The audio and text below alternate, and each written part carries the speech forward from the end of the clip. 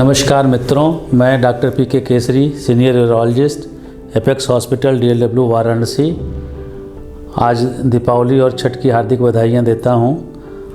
आज हम लोग प्रोस्टेट ग्लैंड के बढ़ने यानी कि BPH बिनाइन प्रोस्टेटिक हाइपरप्लेजिया पे बात करने जा रहे हैं। यह रोग सिर्फ पुरुषों में होता है, महिलाओं में नहीं होता है।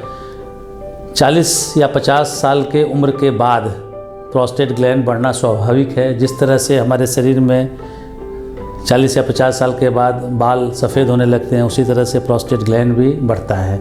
नॉर्मल ग्लैंड आप देख सकते हैं, यहाँ पे ये पेशाब का थैला है, ये पेशाब की नली है, उसके दोनों तरफ प्रोस्टेट ग्लैंड है जो नॉर्मली 20 ग्राम का होता है।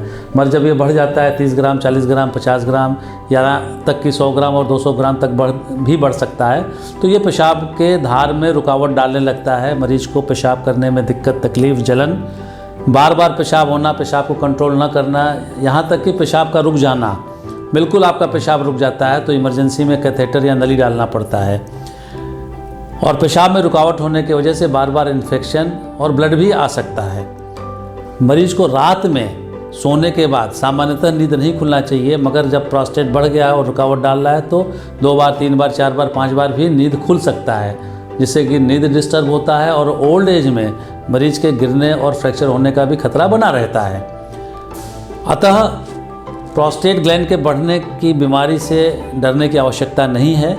सारे मरीजों में ऑपरेशन की आवश्यकता नहीं होती है। शुरू में हम लोग दवाइयों से इसका इलाज करते हैं, अब तो बहुत इफेक्टिव मेडिकल ट्रीटमेंट भी आ गया है। मगर जिन मरीजों में काफ़ी ज़्यादा परेशानी या दिक्कत है, या पेशाब रुक गया है या बार बार रुक जा रहा है, उसमें हम लोग यहाँ पे जितनी भी आधुनिक सुविधाएं हैं वो हमारे अस्पताल में मौजूद हैं। हम लोग दूरबीन विधि से ट्रांसयूरेथ्रल रेसेक्शन ऑफ प्रोस्टेट ग्लैंड करते हैं।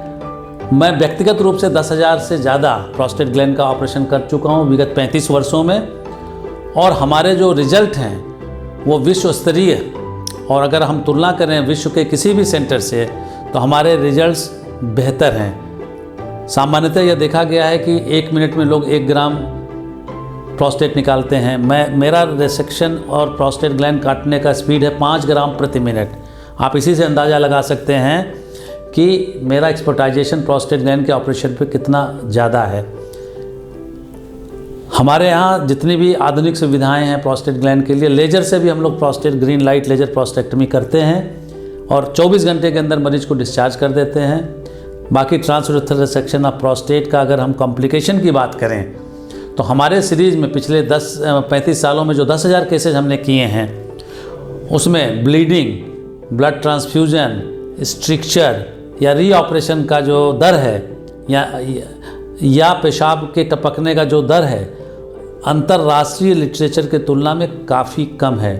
तो ये सब आप लोगों के सहयोग और आप लोगों के योगदान की वजह से ही संभव हो पाया है, क्योंकि 10,000 से ज़्यादा ट्रांसयूरेथ्रल रेसेक्शन प्रोस्टेट करने वाले लोगों की संख्या पूरी दुनिया में कुछ गिने चुने लोग ही हैं।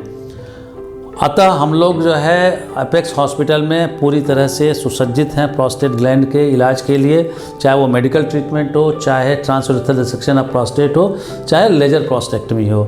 इन्हीं शब्दों के साथ मैं आप लोगों को पुनः धन्यवाद और नमस्कार करता हूँ। Thank you.